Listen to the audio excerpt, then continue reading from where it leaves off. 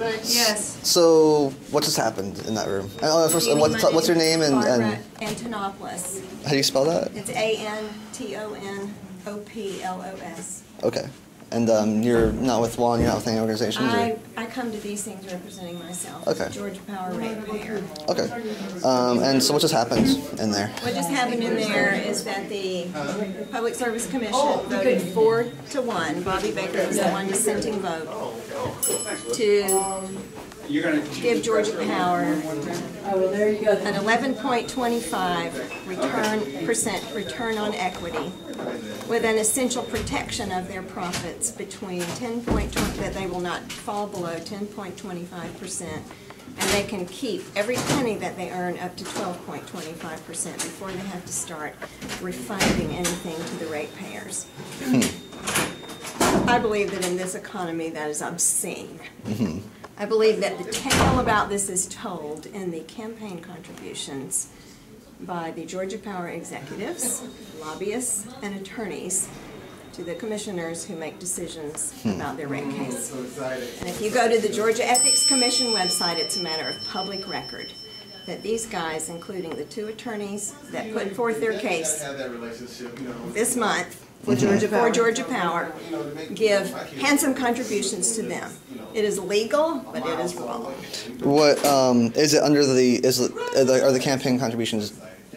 Actually, are they under, like, does it say, like, from Georgia Power, or is it from individuals who are associated with? Individuals. Well, I don't know what the law is regarding companies giving, but I was looking at Troutman Sanders' contributions, and the firm itself gave $2,000 in one of the reporting cycles before Commissioner McDonald's election. The firm was listed as a contributor of $2,000. The members of the firm, Troutman Sanders, the members of the firm are giving individual contributions. Their wives are giving individual contributions. They've got it well figured out. And this is just one reporting cycle? This is just one reporting cycle for one of the commissioners. They don't all, I think Bobbie Baker has stayed clearer of that, but I checked McDonald's contributions last night, and it's interesting.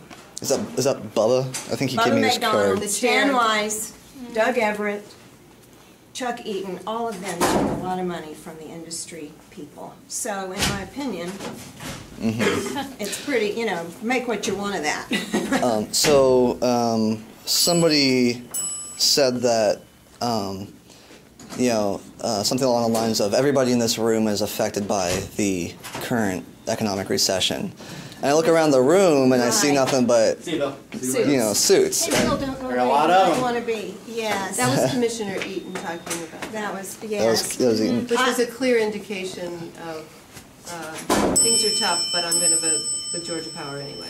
Here is something that they have done. They had 3 public hearings on this rate case. Keep your heat low. All scheduled at 9 o'clock in the morning on a weekday.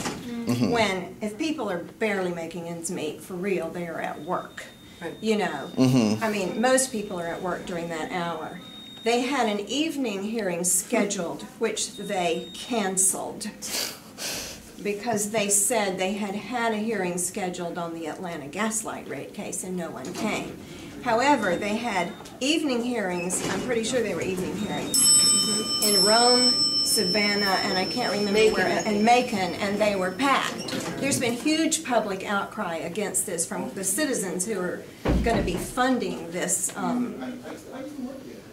increase, by Georgia Power.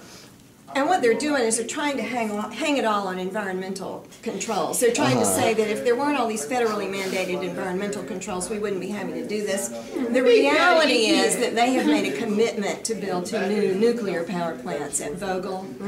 And because of that, the credit rating agencies consider them to be on shaky business ground because it's an unwise business investment.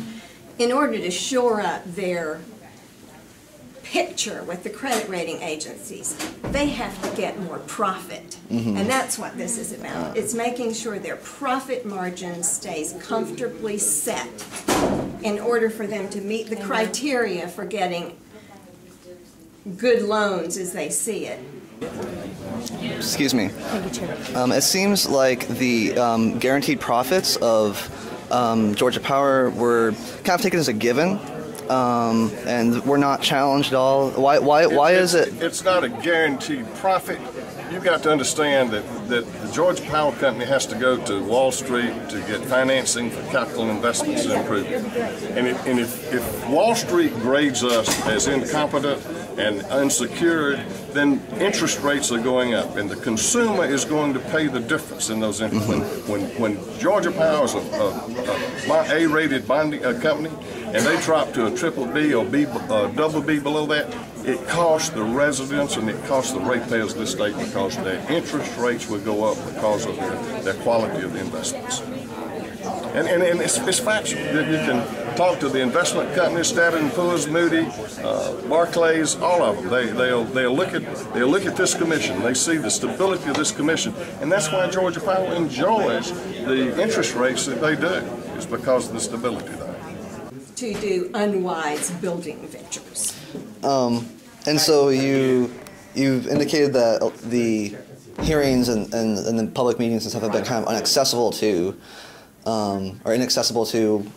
the people, the working class people who would really be affected by it.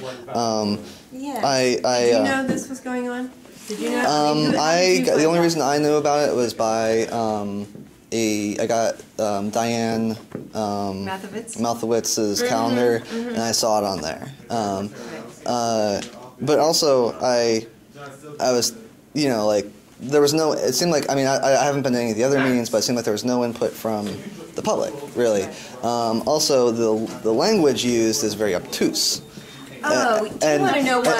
And when I asked for a transcript, they said you have to pay for it, and they said that the transcripts were copyrighted. So yeah, and so do you think this is a very democratic process? No, it is very inaccessible to common people. Don't ask me why, because I have an investment in seeing this not have a different outcome. Right. I spent hours on the internet looking at the legal documents that have been filed in this case. It is very hard to find them on the Public Service Commission website. When you find them, it's all a bunch of legal mumbo-jumbo. And, I am not an attorney, and I had to dig and dig and dig, but I was determined to get to the bottom of the facts of the matter. When you do that, you find out what really it's about, which is not what they talk about in that hearing room, unless the public shows up and raises issues, or interveners come and raise issues.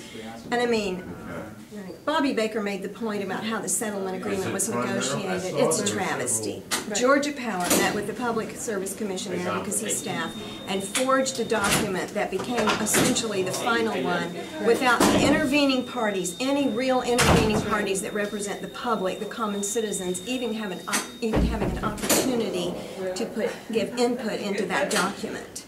Yeah, it's almost like we need a real public service commission. We need a real public service commission, but again, in order to figure out what we've got, you just gotta look at their campaign contributions. We have a Georgia Power, we have a utility company service commission. And as far as the meetings go, the one that we knew about, I think that we did have about 20 people make public statements on November 8th. There was supposed to be a meeting that night at 6 o'clock, and they canceled that one. And an investigative reporter at AJC told me they canceled that one because they wanted to go to a Bobby Jindal Republican fundraiser that night. So these are the kinds of things that I guess you can put out on Facebook, but it's a real travesty. And I think that what they should do, and we're asking Commissioner Eccles to introduce this, is every time there's a proposed rate hike, there should be at least a 90-day notice or more to all the ratepayers, the customers, who are going to be, this is on our backs. In our bills. In our bills, or however it comes, online, in paper. That's the only fair thing to do so people know what's coming down the pipe, and in plain language. This is ridiculous. It's very hard to maneuver the PSC website and even know about these things. The only reason we know about them is because we happen to care about this issue greatly. And it is, as Barbara said, because of their decision, the elephant in the room is because they have made this choice for risky energy to build these 2 new nuclear power plants. This is huge international money, and it's coming down onto the backs of the smallest little pawn on the chessboard, and that's us, the individual residential ratepayer in Georgia.